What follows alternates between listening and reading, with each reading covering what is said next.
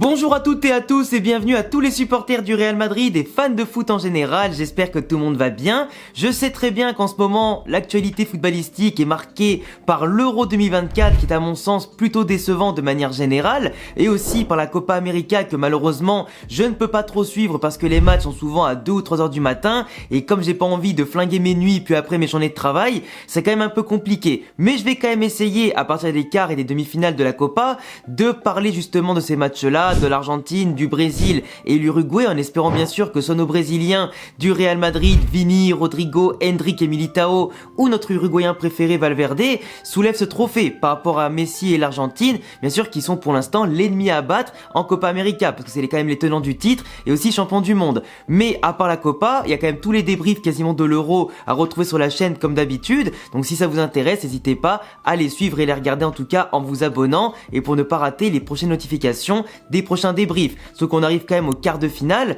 donc là les choses sérieuses commencent de plus en plus, ce serait quand même dommage de rater mon avis et mes analyses sur ces gros matchs. Mais pour revenir un petit peu aujourd'hui à l'actualité du Real Madrid, et ce qui vous intéresse sûrement de base quand vous êtes abonné à ma chaîne YouTube, on va parler aujourd'hui de Dani Ceballos d'un côté, mais aussi de Nico Paz. D'un côté, Dani Ceballos a demandé au Real Madrid à quitter le club. Il n'était pas spécialement en fin de contrat, je crois, il me semble qu'il lui restait encore 1 an de contrat, mais il a demandé à ne pas prolonger et en plus à partir. Donc le Real Madrid qui va sûrement le laisser partir parce qu'au Real Madrid on ne retient personne, même si Toni Kroos est parti et que ça libère un peu plus de place. Dani Ceballos considère qu'il n'est pas dans les plans d'Ancelotti, considère qu'aujourd'hui il n'y a pas de place pour lui au Real Madrid et on l'a clairement vu cette année, même s'il a été beaucoup blessé, quand il était disponible il n'a pas été excellent sur le terrain, ça n'a pas été un des premiers choix, ni des seconds choix, ni 3e ou 4e choix d'Ancelotti pour jouer dans la rotation, peu importe la compétition, peu importe le contexte, et il n'a pas assez apporté à mon sens pour en tout cas rester au Real Madrid. Dani Ceballos, c'est un joueur pour moi qui est un peu un éternel regret. C'est un joueur qui était excellent au Betis, qui a eu de très belles phases à Arsenal en première ligue, mais au Real Madrid, c'est un petit peu un coup bon, un coup pas bon. L'an dernier par exemple, en 2023, il avait pris les rênes du jeu à un moment donné, il avait été en tout cas très souvent titulaire, il avait eu un impact assez intéressant, avec notamment une magnifique prestation contre Villarreal en Copa del Rey pour la remontada du Real, on s'en rappelle tous, mais il avait eu un rôle important dans une année où le Real Madrid n'a rien gagné à part la Copa del Rey, il est vrai, mais globalement son apport a quand même été intéressant. Même si vers la fin de saison, c'était tout comme au tout début, il était inexistant, ou du moins ça descendait de plus en plus. Mais Ceballos, à cause des blessures, à cause du manque de rythme, à cause du manque de régularité, n'a pas réussi à s'imposer. Il faut dire que s'imposer dans un milieu de terrain, où à l'époque t'avais Casemiro, puis t'as Tchouaméni, puis t'as Camavinga, et t'as toujours les monstres comme Modric, comme Kroos, avec maintenant Valverde, avec aussi Bellingham, etc. C'est extrêmement compliqué de s'imposer au milieu de terrain du Real Madrid. À moins d'être un giga crack comme Bellingham qui a 20 ans s'impose, fait changer le système de jeu, tout le monde joue pour lui et avec lui, et en tout cas il devient archi décisif et quasiment aux portes du Ballon d'Or avec Vinicius, oui, bah tu peux pas sinon, tu peux pas. Et Ceballos, ça a été un grand espoir espagnol qui a fait en tout cas des merveilles dans les équipes de jeunes, des espoirs, etc. espagnols, mais qui n'a pas réussi à beaucoup s'imposer ni en club comme en sélection, du moins dans les très grands clubs et ensuite en sélection. Et aujourd'hui, tu vois, normalement, par rapport à son âge et la projection qu'on en avait, il devrait être titulaire aujourd'hui avec l'équipe d'Espagne, tout comme à Fabian Ruiz par exemple, qui sont tous les deux de la même génération. Et pourtant, Fabian Ruiz a réussi, là où Ceballos a échoué par exemple. Et Ceballos, malgré ses qualités techniques intéressantes, c'est quelqu'un qui sur le terrain ne prend pas assez de risques, ne prend pas assez ses responsabilités, qui a tendance des fois à un peu trop en faire, et malheureusement, il a pas brillé. On avait eu par exemple le cas d'Isco, qui avait un peu démarré timidement avec le Real Madrid, enfin au tout début très canon, puis après il avait été un peu relégué sur le banc, puis à un moment donné, il a explosé, fait changer le système de jeu de Zidane pour enlever Gareth Bale du terrain, et Isco, ça a été à son prime, un des plus grands joueurs espagnols et un des plus grands joueurs, milieu de terrain à son poste du moins, de ces dernières années, quand il était à son prime, et peut-être de tous les temps, parce qu'il était intouchable Isco à son prime. Ceballos, c'est un joueur qui avait ce potentiel-là, mais qui a jamais eu ce rayonnement, ni cette capacité à ce que tout le monde joue pour lui, avec lui, à ce qu'il peut dicter le jeu du Real et de la sélection, et simplement voir sa place au sommet, tu vois. Et c'est triste, parce que t'as des joueurs comme ça qui ont du potentiel, mais qui n'ont pas cette régularité, cette confiance, etc. temps de jeu qui les aident à jouer et à performer. Et après, t'as des contextes de concurrence où ils n'arrivent pas à surclasser la concurrence malgré un grand potentiel. Mais quand t'as autant de monstres à côté et face à toi,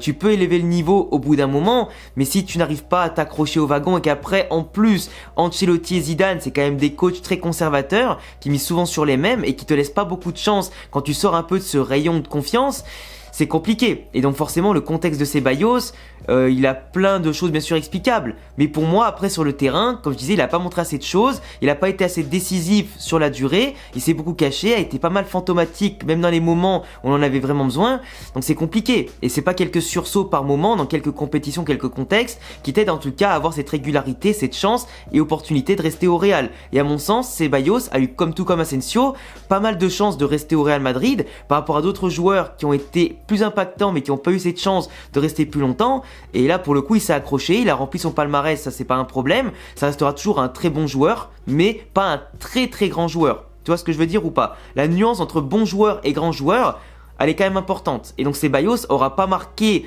l'histoire du Real par ses performances en soi, à part quelques matchs prime, mais sinon on s'en rappellera pas plus tard comme étant un excellent joueur de plus-value, un joueur de rotation qui aurait pu être intéressant. En plus avec son profil aujourd'hui de joueur technique qui manie bien le ballon, etc., il aurait pu parfaitement remplacer Kroos parce qu'on va beaucoup souffrir sans Kroos. Peut-être que Bellingham va devoir reculer, peut-être qu'Arda Güler sera placé un peu plus haut, après peut-être que t'auras aussi Brahim du coup qui va pousser Jude à reculer un petit peu, même si je suis persuadé, je l'avais déjà expliqué, que ces prochaines années au bout d'un moment Jude va reculer un petit peu, il restera pas éternellement en tant que 9,5-10, vu que maintenant on a un vrai 9 qui aura une vraie structure autour de lui, il sera pas obligé de dépasser la fonction de jouer 8, 10 et 9 en même temps. Et je pense que Bellingham, pour ses capacités, sa puissance et sa technique, va reculer au bout d'un moment et laisser Arda ou Brahim un peu devant. Mais Ceballos en attendant aurait pu remplacer Kroos pour ses qualités techniques, même s'il est pas aussi fort que Kroos, il est sûr dans la vision du jeu, le jeu long et jeu court et le tempo. Mais c'est le seul qui s'en rapproche un peu plus dans le jeu, tu vois. Techniquement parlant, mais c'est pas grave, on s'en passera aussi, il a demandé à partir, faut le respecter, on retient personne, et je souhaite en tout cas qu'il brille dans n'importe quel club de Liga, en Europe, ou pourquoi pas qu'il parte en MLS ou je ne sais où, on verra bien. Je souhaite en tout cas le meilleur, il a pas réussi, il a donné tout ce qu'il pouvait, c'était pas suffisant, et au Real Madrid la concurrence, et aussi tout ça, c'est pas forcément du côté du plus juste, mais c'est avant tout une question aussi de travail, d'effort, et surtout de réussite avant tout quoi. Et tant pis, y a pas tout le monde qui peut réussir, c'est comme ça. Prenez le cadeau de garde, lui par contre il a pas eu les coronets de rester longtemps, bah il est parti. Kovacic, il en avait marre de la concurrence, il veut aussi être titulaire, il est parti. Ozil voulait titulaire indiscutable, il est parti parce que personne n'est indispensable. Si t'es pas prêt à te battre pour ta place, malheureusement, et si t'as pas les compétences, bah tu peux pas rester, c'est comme ça. Et du coup, forcément, le fait que Ceballos s'en aille, que Kroos s'en aille, que Modric partira l'année prochaine, ça libère de la place. Donc t'as les jeunes, comme je disais, comme Arda, comme Brahim, qui auront encore plus de place dans la rotation. Brahim qui a déjà gagné sa place, Arda Güler sur la fin de saison, qui a montré des trucs de fou, qui marquait quasiment à chaque frappe cadrée, qui fait un très bel Euro pour l'instant avec un magnifique but avec la Turquie, en espérant peut-être qu'ils aillent plus loin ce soir en battant l'Autriche, qui n'a pas David Alaba, qui est dans le staff technique et pas sur le terrain. Mais en tout cas, Arda qui est encore très jeune, qui a des qualités incroyables pour percer au milieu de terrain. Il a été enregistré comme milieu de terrain sur le site du Real Madrid et je pense très clairement qu'il jouera plutôt comme ça que ailier l'année prochaine, ou en tout cas plus haut sur le terrain. Et je pense qu'au fur et à mesure qu'il grandira, tout comme Bellingham, il intégrera bien ce milieu de terrain plus que l'attaque. En tout cas, leur qualité technique pour faire la différence, casser des lignes, qualité de passe et même pour marquer de loin avec leurs grosses frappes. C'est parfait. Et puis se rapproche de la surface plus tard en se projetant, pour combiner c'est intéressant. Mais plus tard les joueurs seront amenés à développer plus de postes, de polyvalence, et c'est tant mieux pour le Real. Mais globalement, Nico Paz aujourd'hui, tout comme Mario Martin, peuvent espérer monter en équipe première ces prochaines saisons. Mario Martin qui est un pied du Castilla capitaine, qui a montré quand même de belles choses, que je suis depuis très longtemps et qui a de belles dispositions, et qui je pense sera amené un jour à percer au Real, mais qui devra d'abord passer peut-être par un prêt en Espagne ou quoi, pour mieux revenir plus tard, et après la concurrence fera le reste. Nico Paz, il a quand même joué pas mal avec l'équipe première, marqué un but magnifique contre Naples en Ligue des Champions, et malheureusement Ancelotti lui a pas offert la continuité qu'il méritait. Faut dire que t'as des gens en équipe première, comme je disais, Arda, Brahim, Bellingham, etc., tous les milieux, les attaquants, donc forcément, ils ont le pas et la priorité sur les joueurs du Castilla, qui sont jeunes, qui ont de quoi montrer, pour montrer la fierté du centre de formation, mais le problème c'est que si les joueurs pros déjà ne jouent pas, c'est pas les jeunes qui vont jouer, même s'ils sont pas forcément meilleurs ou moins bons, peu importe. C'est comme ça, t'as des joueurs pros à payer, ils vont jouer d'abord avant les jeunes.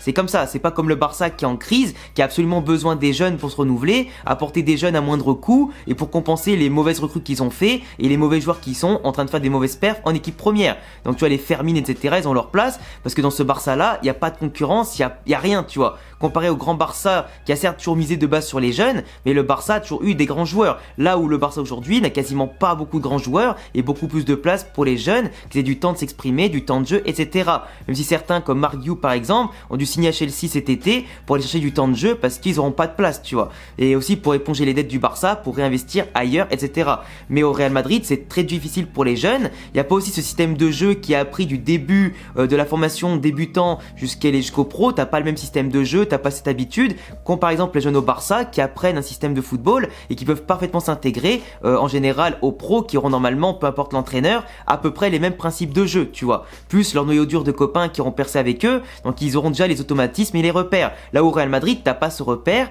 pas cette formation sur le même système de jeu, etc. C'est très variable d'un coach à l'autre, d'une équipe jeune à une autre équipe jeune, et encore plus avec l'équipe pro et le Castilla, donc c'est compliqué, tu vois, d'avoir ces repères-là. Après, les qualités, ça les empêche pas. Mais Nico Paz, il a la qualité technique, il a la vision de jeu, il y a Mascherano qui compte sur lui pour les JO notamment de cet été avec les U20 de l'Argentine, les espoirs argentins, et je vous dis, Nico Paz, il est vu en Argentine comme un petit prodige, un joueur différent, même s'il joue en 3ème division, ils ont pas arrêté de le suivre, et ils savent ce qu'il est capable de faire, et comme je disais, ce qu'il a fait contre Naples en Ligue des Champions, son but, etc., son apport aussi dans certains matchs de Liga, c'est pas passé inaperçu, et globalement, le gosse aujourd'hui, il a des offres de Leganés qui ont été champions de Ligue 2 cette année, qui vont monter du coup en Liga cette année, et globalement, on a aussi d'autres équipes de Liga comme Valence, le FC Séville et tout, qui sont en train de demander des conseils, des renseignements sur Nico Paz pour pourquoi pas le recruter en prêt, et si on espère bien sûr que c'est qu'un prêt et pas un transfert définitif, ou au pire avec clause de rachat pour qu'il revienne dans 2-3 ans quand il aura explosé, il n'y a pas de problème. Il y a même je crois des équipes de Bundesliga qui sont renseignées sur lui,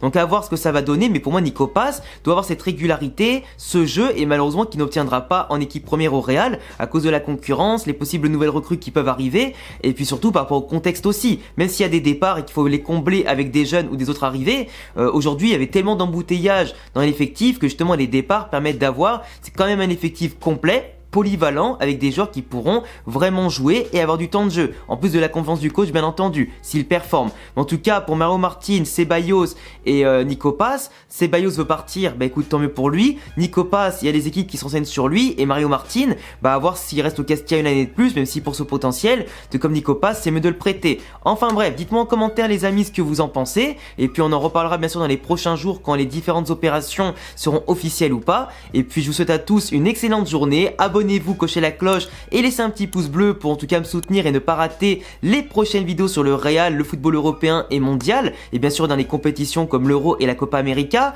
Et puis il y a mes réseaux en description comme Twitter, comme Instagram par exemple, pour ne pas rater mon actualité et en tout cas mes avis sur le football et autres sujets en général, et pour échanger entre nous. Et à bientôt les amis pour d'autres vidéos. Ciao.